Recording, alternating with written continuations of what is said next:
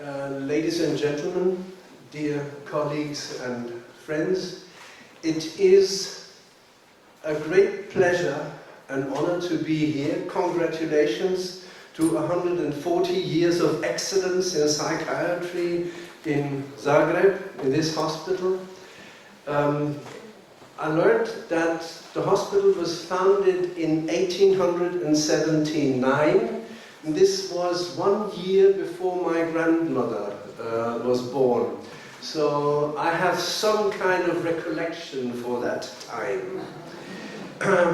So my topic today is multi-professional management of dementia. And when I prepared for my presentation, I was thinking again, why are we talking about multi-professional management of dementia? Isn't this self-evident? Doesn't it happen everywhere? Why? And I'm most grateful to Professor Mimica for inviting me. Sorry, I forgot that. Why are we talking about multi-professional management so much?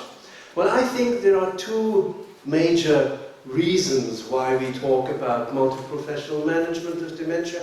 One is because there are multiple levels of intervention. This is the part that we can do. That's the options that we have. And the second reason is the multiple needs of people with dementia. This is what we should do for the people. And as you will see in the next couple of minutes, the two sides come together very nicely. The things that we can do and the things that we should do in terms of working together. The WHO has their own concept and paradigm of what a disease is. Now, using that model for dementia, most forms of dementia have to do something at their very bottom or basis with some kind of pathology that is going on in the brain in terms of neurons going away, amyloid depositing somewhere, tau aggregating somewhere, neurons being lost, and white matter damage. That's the basis, that's the pathology. You don't, as a patient, you don't feel anything about this. It can go on in your brain for 20 years and you don't notice anything about this. And then, after some time, this pathology gives rise to some form of impairment of attention, memory, orientation, executive functions, or language. Not necessarily do you suffer from that. If your memory gets bad or gets worse over time, you may feel it or may not feel it. If your language is faulty at some times, that's not a big tragedy. But what follows from the impairment, that makes a difference to your life, and that is disability. Disability in terms of reduced activity, reduced participation in life, reduced social inclusion, and impaired psychological well-being. This is what you notice as a person, and this is what you notice as a family member of that person. Now, every one of us, we are not living in an empty space, not on the moon. We are living in an environment.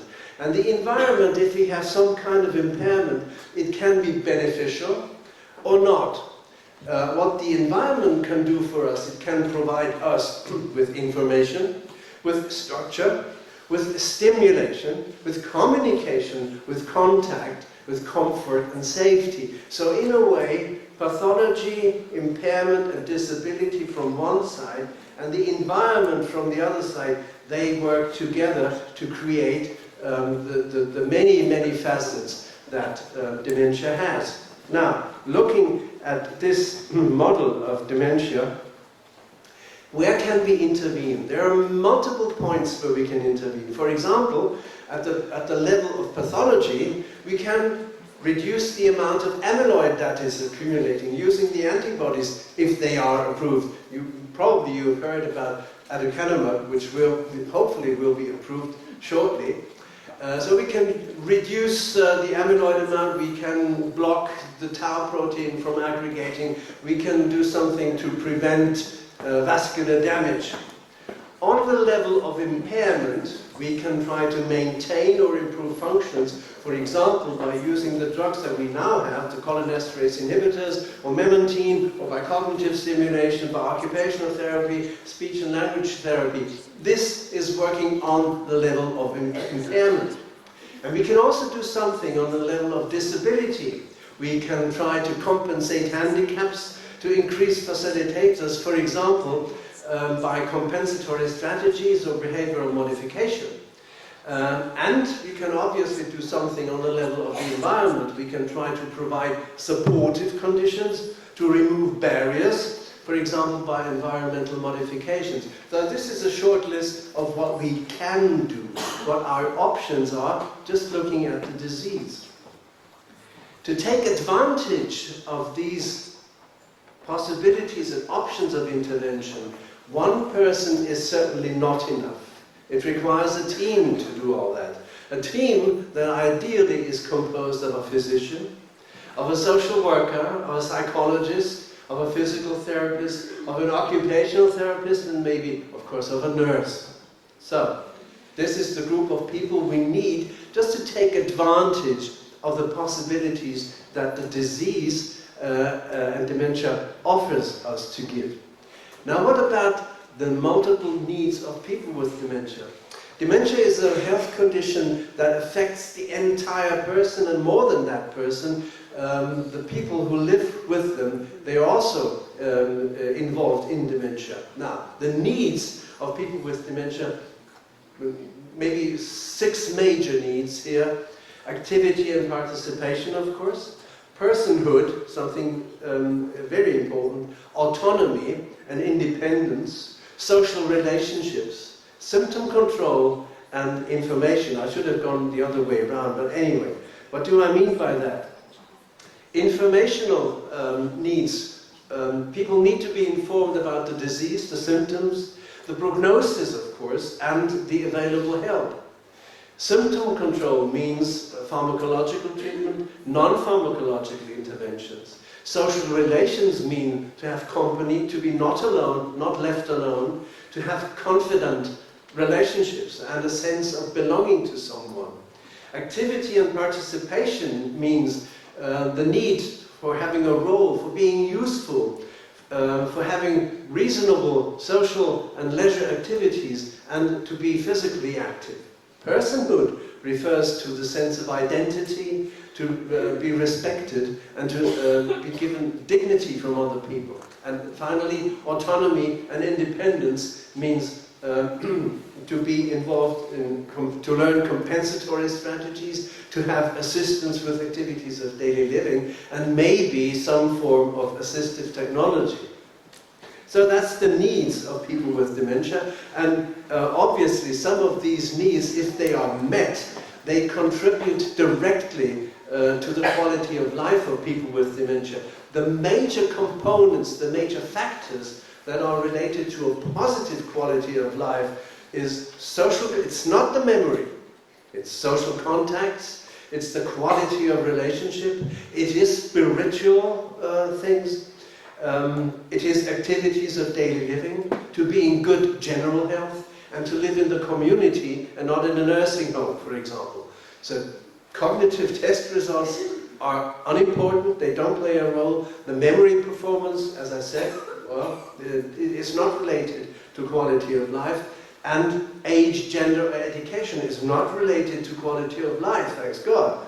And also the type and duration of dementia is unrelated to quality of life. So if we meet the needs of people with dementia, we automatically improve their quality of life.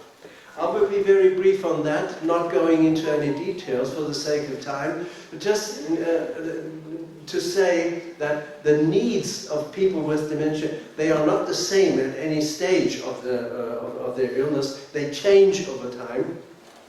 So, for example, with regard to the need for treatment and care, at the beginning, at the early stage of dementia, anti-dementia drug treatment is important. Non-pharmacological interventions are important. Assistive technology is important. and the treatment of concomitant health problem obviously is important. At the late stage of dementia, that changes. Pain management is in the foreground, nutrition is in the foreground, hygiene and end-of-life care. So the needs change, and we need to adapt to these changes. And also, the needs of carers, of people with dementia, they change over time, not going into any details again. Now, for meeting those needs of people with dementia and their care, again, one person is not enough. No one can do all that. Again, a team is required to do that. As I said, a physician, a social worker, a nurse, a psychologist, a physical therapist, and an occupational therapist. And ideally, they should work together. The role of the physician is, of course, usually he is the entry point to dementia management. He is responsible for making a solid diagnosis and also to find out what the causes of dementia are and contributing factors. He usually initiates the care plan, and we will hear about the care plan in a few minutes. And he needs to be available in case of emergencies. There's the nurse. What does the nurse do? Usually the nurse is the one to coordinate care with other professions and service providers. She refers to services, for example, occupational therapy, if there is occupational therapy in the area, or to physical therapy. And her job is to organize follow-up visits, and also in some cases to educate people with dementia and the families. What is the role of a social worker? Very important person in dementia care or in the management of dementia is the social worker, because social workers, their job is to educate people with dementia about caregiving issues, not about the disease, but about caregiving. She refers for assistance in the home, for meal delivery, for transportation services, maybe for adult care or for nursing home. She provides assistance when people have difficulty dealing with authorities. She helps with legal and financial matters, and she works together with local agencies, for example, with the local Alzheimer's Association. And finally, a psychologist, they not only, as neuropsychologists, they test and interpret the tests they use, they provide counseling. Sometimes they are involved in behavioral management. Cognitive behavioral therapy is one of their major activities, and they also may lead cognitive stimulation programs. Occupational therapists, it's not the thing that you see here, the activity of an occupational therapist in our day center. It's not drawing things or making baskets or things. The major activity of an occupational therapist is to assess activities of daily living in the home and to assess home safety.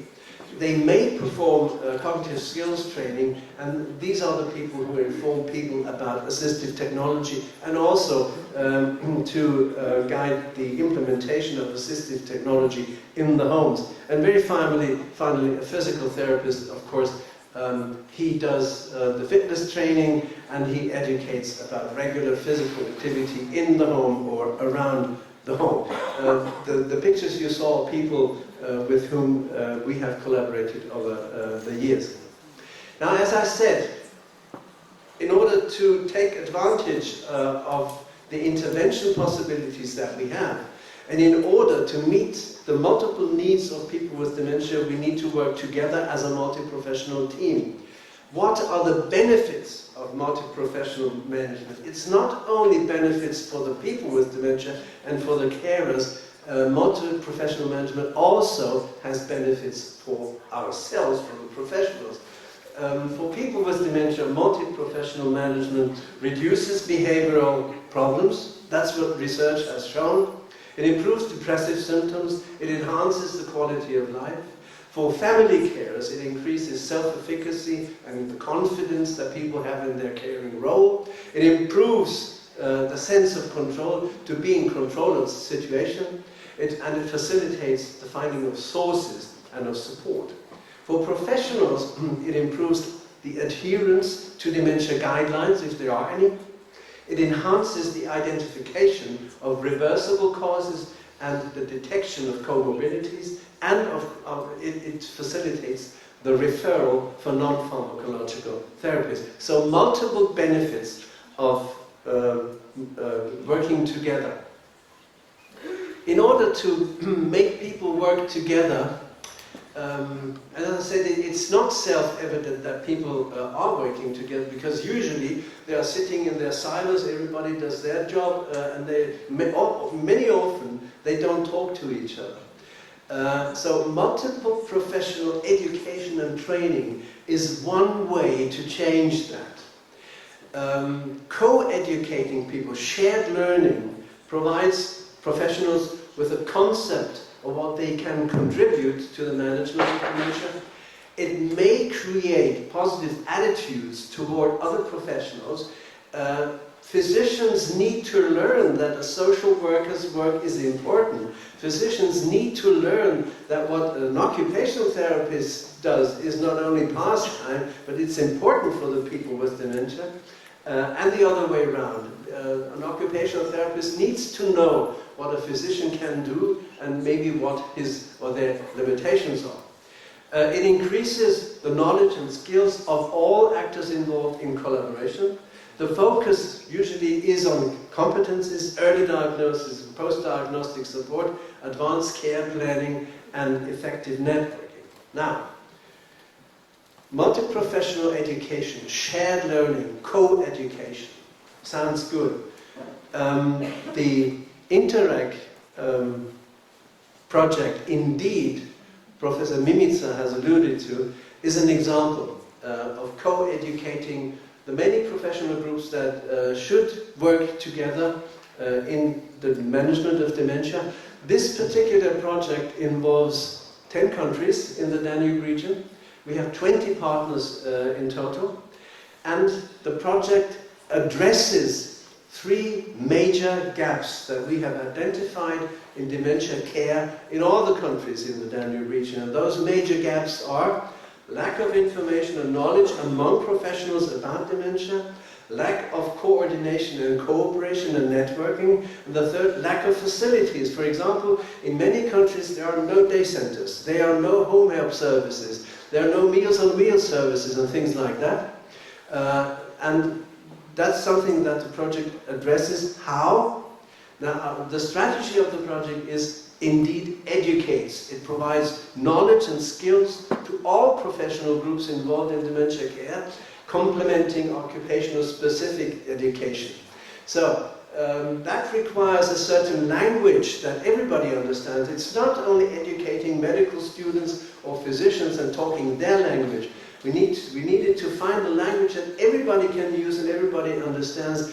And what we are experiencing at the moment, indeed, it facilitates that people can, across the disciplines, can talk to each other. And it is amazing how great the difficulties are, for example, for physicians to talk to social workers or occupational therapists, because they are speaking different languages. And this, we are trying to change that. Indeed connects by enhancing the collaboration among professionals. It promotes the use of available services and facilities, and indeed tries to innovate by stimulating the entrepreneurial activity in dementia care by advisory services which feature business models and practice examples. For example, how is the daycare center organized? How is it run? How can you make a business of that? Or how can you make a business of service, of meal service, and that kind of thing. So the business part is part of the Indeed strategy. The products that we are producing at the moment are 2 types. One is materials for traditional workshops. That means a folder for people who want to act as moderators or speakers. And the other thing is an online learning platform for everybody who wants to use the information at any time they want. These materials will be available in 5 languages, including English, Slovakian, Slovenian, Bulgarian, and Romanian by the end of this year, and it will be field tested next year. in 4 countries and in 12 locations, rural and including rural and urban areas. And we hope that we can show that the educational program we are producing works well, that people like it, that it has positive effects. And what we want, and we wish and we hope, is that other countries join in using and further developing that program. To sum up, there are 2 reasons for multi-professional management of dementia. One is to take advantage of the multiple levels of intervention that we can have. The second is to meet the needs of people with dementia and carers in order to improve their quality of life. Multi-professional management provides benefits for people with dementia, for carers and for professionals, and multiple professional education and training, as I showed in the example of Indeed, prepares, promotes and facilitates collaborative care. Thank you very much.